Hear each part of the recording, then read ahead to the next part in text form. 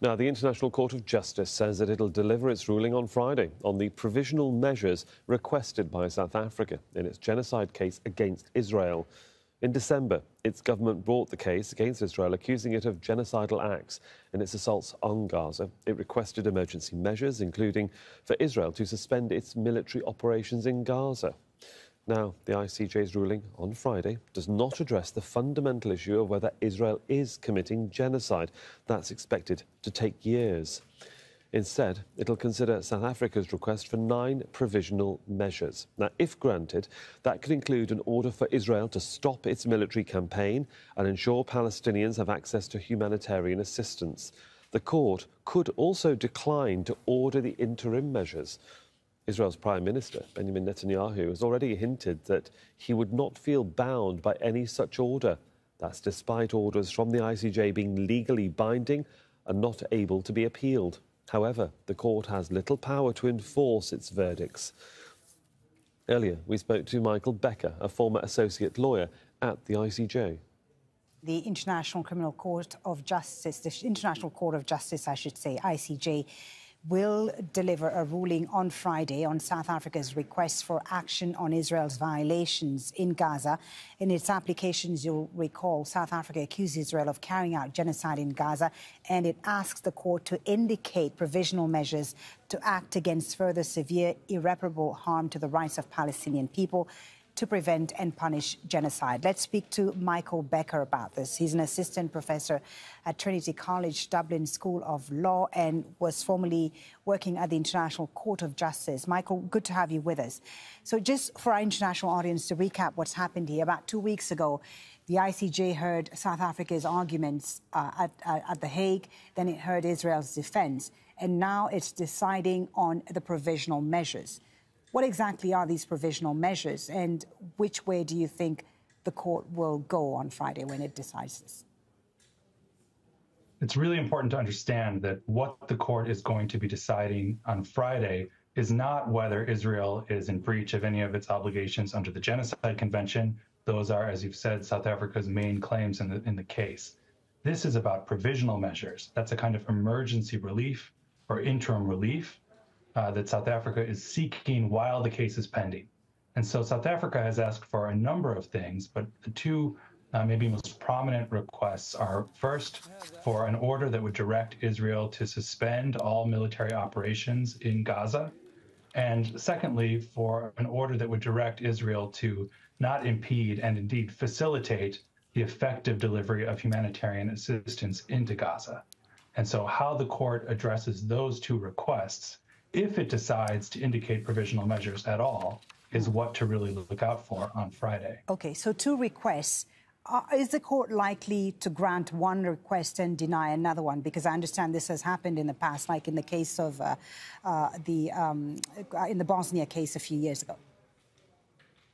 Right. So first, we'll see if the court says that South Africa met the basic test for provisional measures to be ordered in the first place. Many ICJ experts, and I would agree with this view, think that South Africa did do enough to show that its claims under the Genocide Convention are at least plausible, and very importantly, that the Palestinian population of Gaza faces a real and imminent risk of irreparable harm. And nothing that's happened in the last 2 weeks, I think, has changed that assessment. So the court isn't limited to what South Africa has asked for. The court doesn't have to say yes or no to South Africa's specific requests. If it decides to issue provisional measures, it can formulate whatever set of measures it thinks is most appropriate. Okay. And so while I think the court will want to say something about Israel's military operations, I'm not convinced that they will be willing to go quite as far as South Africa has asked them to go, which is ordering a complete suspension of military activities. Okay, so you don't think it's likely to order the suspension of military activities, even though we know that the ICJ, of course, is part of the UN system, and we've heard time and time from the UN Secretary General in the last few weeks, he's called for a ceasefire in Gaza. You think that is not likely to influence the decision? Well, I think it's more likely that the court will say something that's quite similar to what we saw in the UN Security Resolution back on the 22nd of December. So that would be instructing Israel to ensure that any military operations taking place are in accordance with international law. and abide by Israel's other obligations under international law. Right. I think the court also will address the request relating to humanitarian assistance and direct Israel to ensure that it's not doing anything that impedes the effective delivery of humanitarian assistance in accordance with international law. All right. Michael, speaking here hypothetically, of course, if the court grants and rules in favor of these provisional measures that South Africa has requested and perhaps other measures, like you've said, what happens after that? I mean, is there an enforcement mechanism here? So the court can't enforce its own decisions. That rests with other actors within the international system.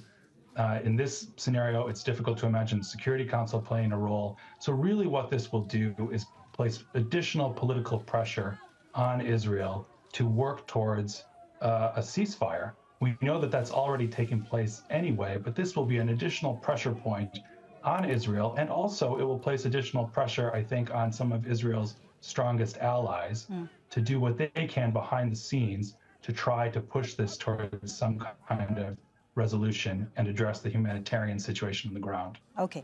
One last question, Michael, before we let you go, and we really appreciate your expertise on this. They are deciding on the provisional measures on Friday. The court, as you mentioned early on, is not ruling on the genocide allegations, the genocide case against Israel at this time. How long will it take to make that ruling, and what do you think will be the likely outcome, having heard South Africa's arguments and Israel's defense? Well, ICJ cases take a long time. We wouldn't expect to see a decision on the merits of this case for years. This is something that will take multiple years to be sorted out.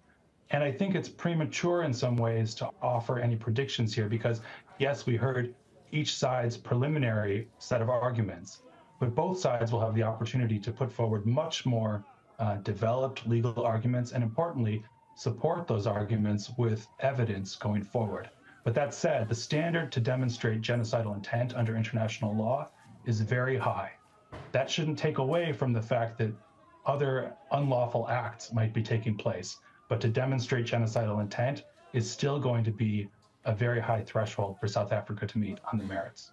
Michael Becker, thank you very much for your expertise and just breaking that down for us. Michael Becker joining us there from Dublin. Thank you for your time.